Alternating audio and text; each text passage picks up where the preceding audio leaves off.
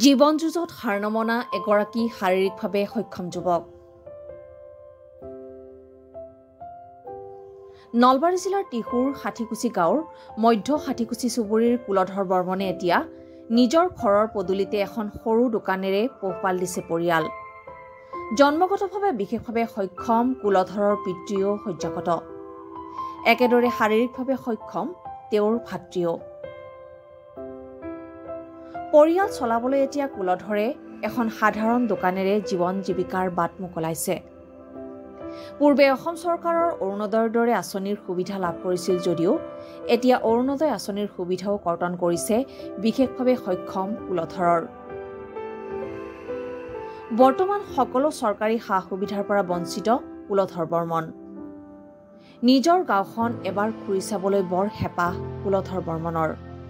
সেই উদ্দেশ্যে বাৰম্বাৰ চৰকাৰলৈ এখন ট্ৰাইচাইকেলৰ বাবে অনুৰোধ কৰিছিল যদিও আজিলৈ যুৱকজনে লাভ নকৰিলে এখন ট্ৰাইচাইকেল। এতিয়া অসমৰ মুখ্যমন্ত্ৰী ডক্টৰ হিমন্ত বিশ্ব শৰ্মাৰ লগতে অসম চৰকাৰৰ জ্যেষ্ঠ কেবিনেট মন্ত্ৰী চন্দ্ৰমোহন পাটোৱাৰীক কাটৰ আহ্বান যুৱকজনৰ।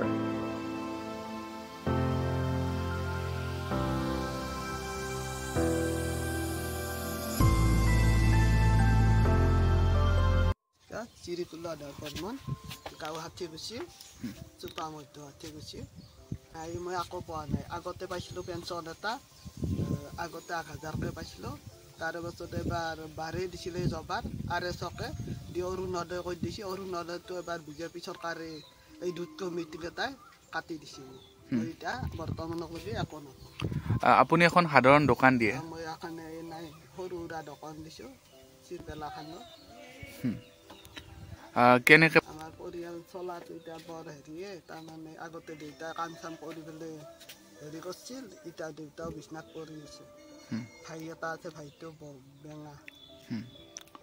আপোনাৰ নামটো? মোৰ নাম শ্ৰী কুলধৰ বৰ্মন। এইখিনি গাঁও হাতীকুছি, চোপা মধ্য হাতীকুছি। মুখ্যমন্ত্ৰী মাননীয় মুখ্যমন্ত্ৰী হিমন্ত বিশ্ব শৰ্মা ছাৰ, আপোনাক অনুৰোধ কৰিছোঁ মোৰ কাৰণে এখন চাইকেল টাইকেলৰ ব্যৱস্থা এখন কৰি দিয়ে আৰু মোৰ ঘৰটো নাই কাটছি। ঘৰ এটা আছিল, ID নাম্বাৰ আছিল, সেইটোও কাটছি, মোৰ ঘৰো নাই। গতিকে মাননীয় মুখ্যমন্ত্ৰী ডাঙৰীয়া, আপোনাক অনুৰোধ কৰি কৈছোঁ আপুনি যেন এখন এই মোৰ কথাটো যেন অলপ গুৰুত্ব দিয়ে, সহায় আগবাঢ়ক। আৰু মাননীয় চন্দ্ৰমোহন পাটোৱাৰী ডাঙৰীয়া, আপোনাক অনুৰোধ কৰিছোঁ কেলখান আৰু ঘৰটো দিয়ে। দোকানখনতে থাকোঁ, ৰাতিও কেতিয়াবা এতিয়াই থাকোঁ, কেতিয়াবা পালি খালোঁ, নাপালি কেতিয়াবা অলপ ঘৰত থাকোঁ।